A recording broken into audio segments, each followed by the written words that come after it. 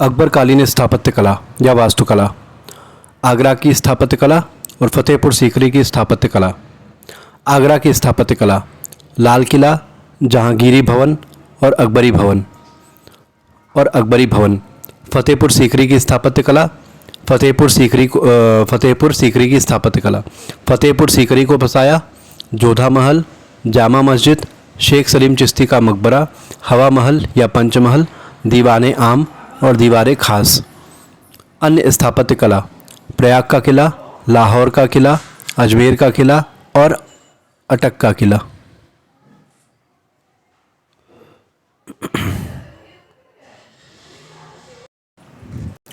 अकबर के शासनकाल में मुगल कालीन स्थापत्य कला की वास्तविक शुरुआत हुई। वह स्थापत्य कला का संरक्षक शासक था।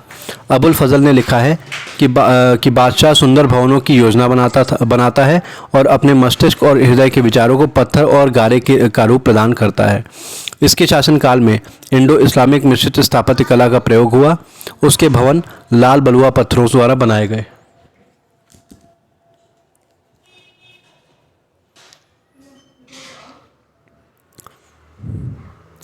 आगरा के किले का निर्माण यमुना नदी के तट पर अकबर द्वारा कराया गया।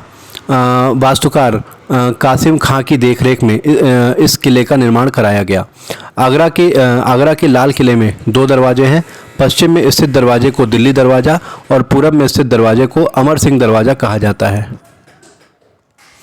बुलंद दरवाज़ा की धरातल से ऊंचाई 176 फीट है। यह विश्व का सबसे ऊंचा दरवाज़ा है। अकबर ने इस दरवाजे का निर्माण अतारकिन के दरवाजे से प्रेरित होकर करवाया था।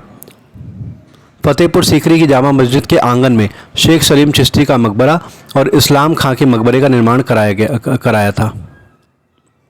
जहांगीर कालीन स्थापत्य कला, अकबर का मकबरा, एतमाद दौला मकबरा और जहांगीर का मकबरा।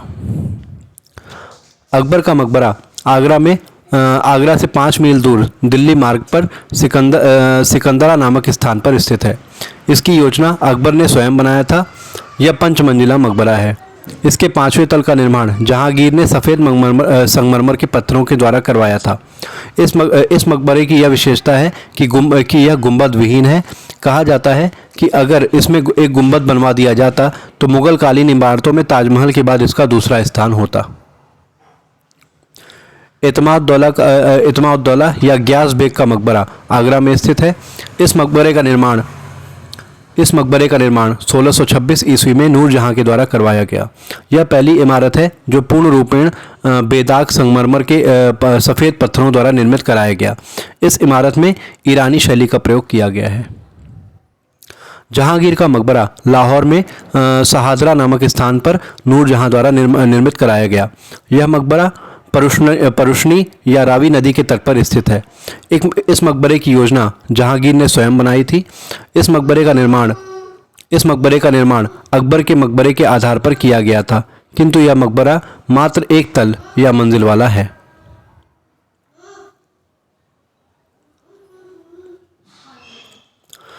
शाहजहां कालीन स्थापत्य कला, आगरा की स्थापत्य कला, दीवाने आम, दीवाने खास महल, जामा मस्जिद, मुसम्मन बुर्ज या शाह बुर्ज और ताजमहल या मुमताज़ महल। शाहजहां के शासनकाल को स्थापत्य कला का स्वर्णयुग कहा जाता है। आगरा के किले के अंदर की मोती मस्जिद का निर्माण शाहजहां ने करवाया था। मुसम्मन बुर्ज 6 मंजिला भवन था जिसमें शाही परिवार की औरतें बैठकर पशुओं का युद्ध देखा करती थी। औरंगजेब ने अपने पिता शाहजहां को मुसम्मन बुर्ज में कैद करके रखा था, जहां से ताजमहल साफ दिखाई देता था। आगरा के किले के अंदर जामा मस्जिद का निर्माण शाहजहां की ज्येष्ठ पुत्री जहां आरा के द्वारा करवाया गया था।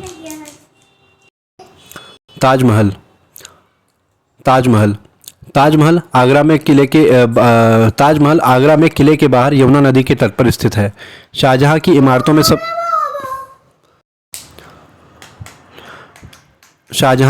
में सबसे सुंदर इमारत ताजमहल है।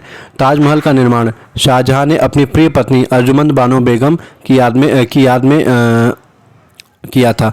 1632 ईस्वी में निर्माण कार्य आरंभ हुआ। 22 वर्षों के पश्चात लगभग 1654 ईस्वी में बनकर तैयार हुआ। ताजमहल का प्रमुख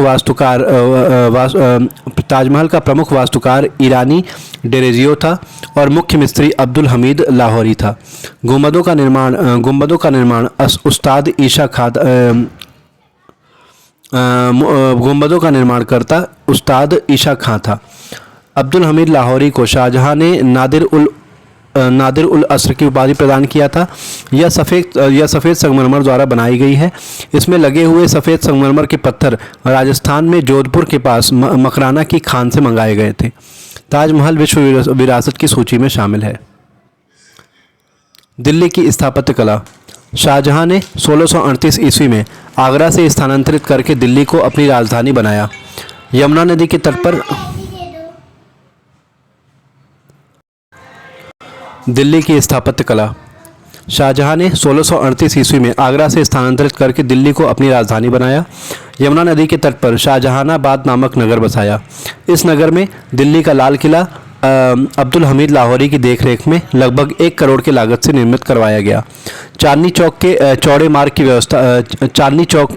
मार्ग की व्यवस्था किया। किले के अंदर दीवाने आम दीवाने खास का निर्माण करवाया। दीवाने आम नामक भवन में तख्ते ताउस मयूर सिंहासन रखा गया था। दिल्ली की जामा मस्जिद किले के बाहर स्थित है।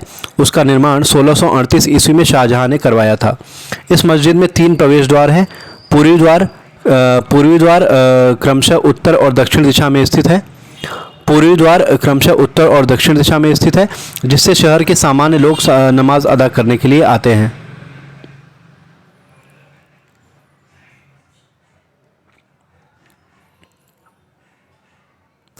इस मस्जिद में 3 प्रवेश द्वार हैं। पूर्वी द्वार, उत्तरी द्वार और दक्षिणी द्वार, जिससे शहर के सामान्य लोग नमाज अदा करने के लिए आते हैं। लाहौर के किले में दीवाने आम का निर्माण शाहजहां ने करवाया था।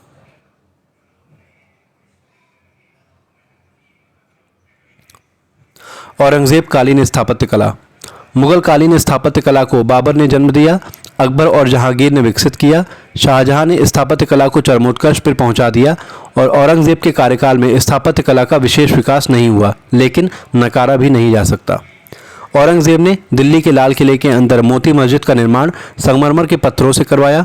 1676 ईस्वी में लाहौर में बादशाही मस्जिद फिदारी खां की देखरेख में करवाया था। 1676 ईस्वी में लाहौर में बादशाही मस्जिद का निर्माण फिदारी खां की देखरेख में करवाया था। यह दिल्ली की जामा मस्जिद से मिलती जुलती है। 1678 ईस्वी में अपनी पत्नी राबिया उद दौरानी के मकबरे का निर्माण महाराष्ट्र राज्य में औरंगाबाद जिले में करवाया था। उसमें काले पत्थरों का निर्माण किया गया है। इस मकबरे की शैली ताजमहल से मिलती जुलती है, इसलिए राबिया उद दौरानी के मकबरे को दक्षिण भारत का ताजमहल फूहड़ या घटिया ताजमहल कहा जाता है। मुगल कालीन चित्रकला। बाबर के कार्यकाल में चित्रकला के क्षेत्र में कोई विशेष उन्नति नहीं हुई, लेकिन बाबर की चित्रकला के प्रति आदर्श भावना रही, क्योंकि आत्मकथा बाबरनामा में बेहजाद नामक चित्रकार का उल्लेख किया है। बेहजाद को पूर्व का राफेल कहा जाता है।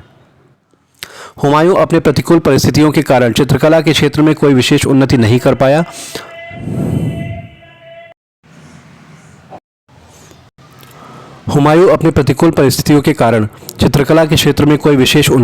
पाया। अफगानों के संघर्ष के पश्चात वह फारस के शाह तहमस के दरबार में चला गया। वहीं पर अब्दुस समद और मीर सैयद अली के चित्रकलाओं से प्रभावित होकर भारत वापस आते समय इन दोनों चित्रकारों को अपने साथ ले आया। मीर सैयद अली को अकबर का गुरु नियुक्त कर दिया। हुमायूं ने मीर सैयद अली को नादिर उल अर्स की उपाधि प्रदान किया था। अकबर के कार्यकाल में चित्रकला अपने वास्तविक स्वरूप में आई, क्योंकि अकबर में चित्रकला के प्रति रुचि थी। इतिहासकार अबुल फजल ने आईने अकबरी में मीर सैयद अली और ख्वाजा अब्दुस समद के अतिरिक्त अकबर के समकालीन 15 चित्रकारों का उल्लेख किया है, जिनमें 13 चित्रकार हिंदू थे।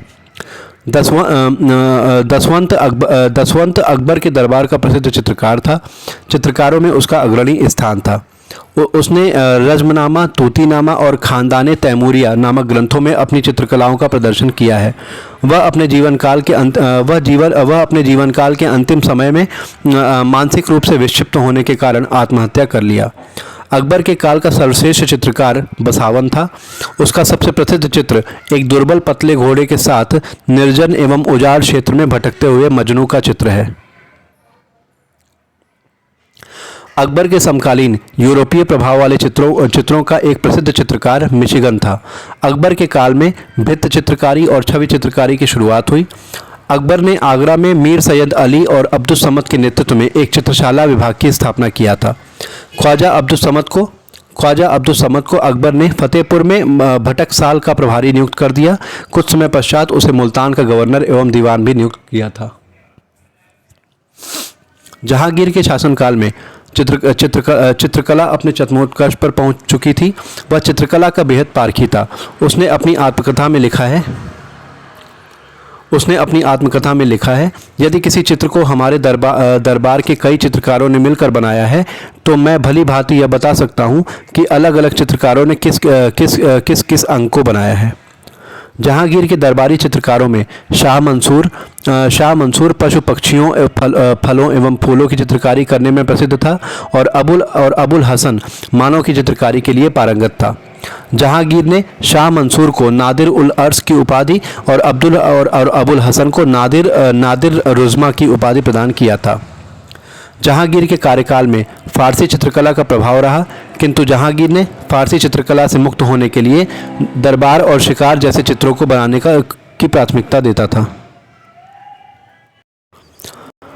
जहांगीर के कार्यकाल में फ़ारसी चित्रकला का प्रभाव रहा, किंतु जहांगीर ने फ़ारसी चित्रकला से मुक्त होने के लिए दरबार और शिकार जैसे चित्रों को बनाने की प्राथमिकता देता था। शाह मंसूर ने बंगाल के अनोखे पुष्प की बहुत खूबसूरत चित्र बनाया था। दौलत, किशनदास, मनोहर और अबुल हसन ने मिलकर कई संयुक्त चित्रकारियाँ किए थे। अबुल हसन, शाह मंसूर, बिशनदास, मनोहर, दौलत एवं फारूक बेग जहांगीर के दरबार के प्रसिद्ध चित्रकार रहे। शाहजहां और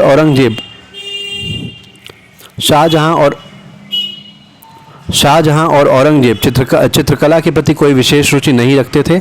शाहजहां केवल अपनी चित्रकारी करवाना पसंद करता था, किंतु औरंगजेब चित्रकला का विरोधी बादशाह था। मुगलकालीन संगीत। मुगलकालीन बादशाह बाबर संगीत प्रेमी शासक था। वह उच्च कोटि का गायक था। वह स्वयं गीतों की रचना करता था, संगीतकारों को संरक्षण भी देता था। हुमायूं आजन्म संगीत प्रेमी था। उसके दरबार में 29 संगीतकार निवास करते थे। वह संगीतकार अमीरों को विशिष्ट स्थान देता था, जिन्हें अहले मुराद कहा जाता था। अकबर भी संगीत प्रेमी शासक था। उसके शासनकाल में संगीत की ऐतिहासिक परंपरा की शुरुआत हुई।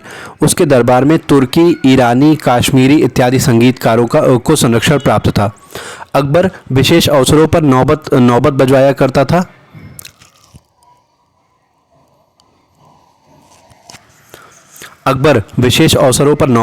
करता था। और युद्धों के समय सामरिक धुन बजाई जाती थी। अकबर के दरबार के प्रसिद्ध संगीतकार तानसेन थे। तानसेन के बचपन का नाम रामतनु पांडे था। इनके गुरु स्वामी हरिदास थे। हरिदास ने वृंदावन में संगीत को बढ़ावा दिया। अकबर कभी कभी संगीत सुनने के लिए उनकी कुटिया में जाया करता था। तानसेन ने कई राग रागनियों का आविष्कार किया, जिसमें मियाँ की टोडी, मियाँ की मल्हार, सारंग, दरबारी कहाना एवं ध्रुपद शैली के साथ साथ तानसेन रुद्र वीणा का भी आविष्कार किया था।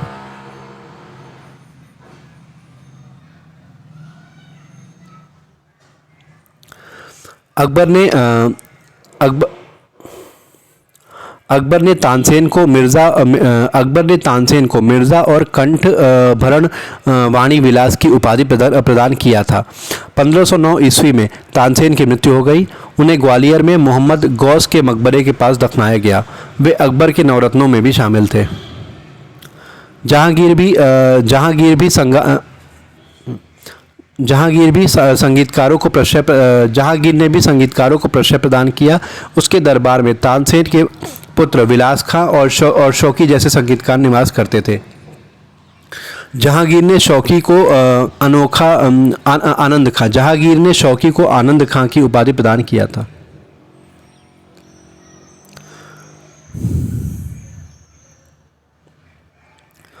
शाहजहां ने ध्रुपद गायन शैली का विकास किया। उसके दरबार में पंडित जगन्नाथ संगीतकार एवं कवि थे। ऐसा कहा जाता है कि पंडित जगन्नाथ की संगीत से शाहजहां प्रसन्न होकर पंडित जगन्नाथ को तौलवा कर उनके बराबर स्वर्ण मुद्राएं उन्हें प्रदान किया था। औरंगजेब संगीत विरोधी बादशाह था। वह संगीत पर प्रतिबंध लगा दिया था, लेकिन औरंगजेब वीणा बजाने में प्रसिद्ध था। वह युद्ध के अवसरों पर नौबत बजवाता था। अपने शासन के प्रारंभिक 10 वर्षों तक संगीत कला का विकास किया, किंतु जैसे जैसे कट्टर होता गया वैसे वैसे संगीत पर प्रतिबंध लगाता गया। सर्वाधिक संगीत के ग्रंथों की रचना औरंगजेब के काल में हुई। नोट: आधुनिक संगीत कला का विकास उत्तरकालीन मोहम्मद शाह के काल में हुआ। रंगीला बादशाह मोहम्मद शाह संगीत कला के क्षेत्र में प्रसिद्ध था।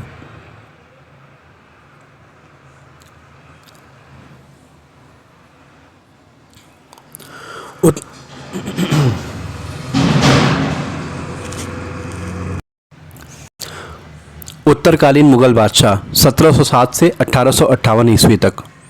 1707 शहजादा मुअज्जम, शहजादा आजम और शहजादा कामबख्श। 1707 ईस्वी में औरंगजेब की मृत्यु के समय उसके 3 पुत्र शहजादा मुअज्जम, शहजादा आजम और शहजादा कामबख्श जीवित थे। शहजादा मुअज्जम 1707 ईस्वी में लाहौर में अपना राज्याभिषेक करवाया।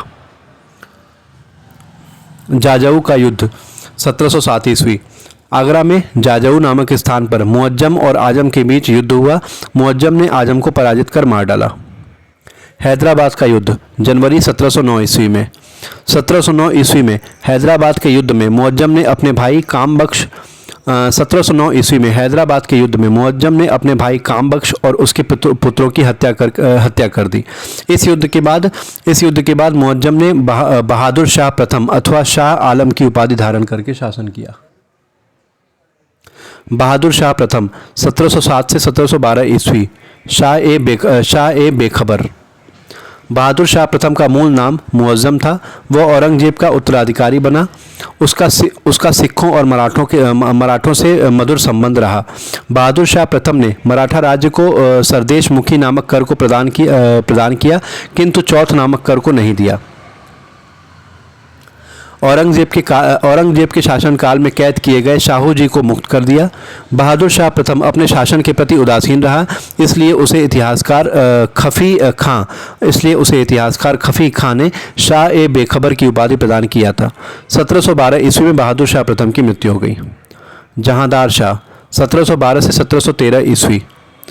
सैयद बंधुओं अब्दुल खां व मीर सैयद अली के सहयोग से जहांदार का भतीजा फारूक सियर ने जहांदार की 1713 ईस्वी में हत्या करके बादशाह बन बैठा। जहांदार शाह लाल कुंवरी नामक वेश्या पर आसक्त रहता था। उसके प्रशासन पर लाल कुंवरी नामक वेश्या के परिवार के सदस्य हावी थे, इसलिए जहांदार शाह को लोग लंपट मूर्ख कहते थे।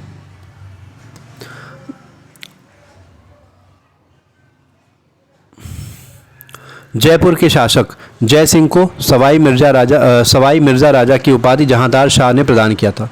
जयपुर के शासक जय सिंह को सवाई मिर्ज़ा राजा की उपाधि जहांदार शाह ने प्रदान किया था।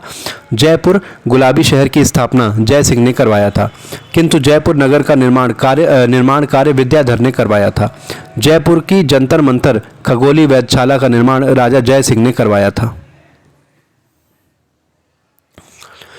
फारूक सियर सैयद बंधुओं अब्दुल खां और मीर सैयद अली के सहयोग से जहांदार शाह की 1713 ईस्वी में हत्या करके फारूक सियर बादशाह बना। उसने अब्दुल खां को वजीर और मीर सैयद अली को मीर बख्शी या सेनापति का पद प्रदान किया था। 1713 ईस्वी में फारूक सियर ने जजिया प्रथा पर प्रतिबंध लगा दिया, किंतु 1717 ईस्वी में जजिया प्रथा पर लगाए गए प्रतिबंध को हटा लिया।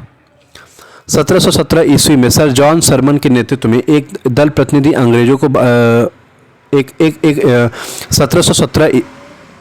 1717 ईस्वी में सर जॉन सुरमन के नेतृत्व में एक अंग्रेजों का एक प्रतिनिधि दल भारत आया। उस दल में सर्जन डॉक्टर हैमिल्टन भी था।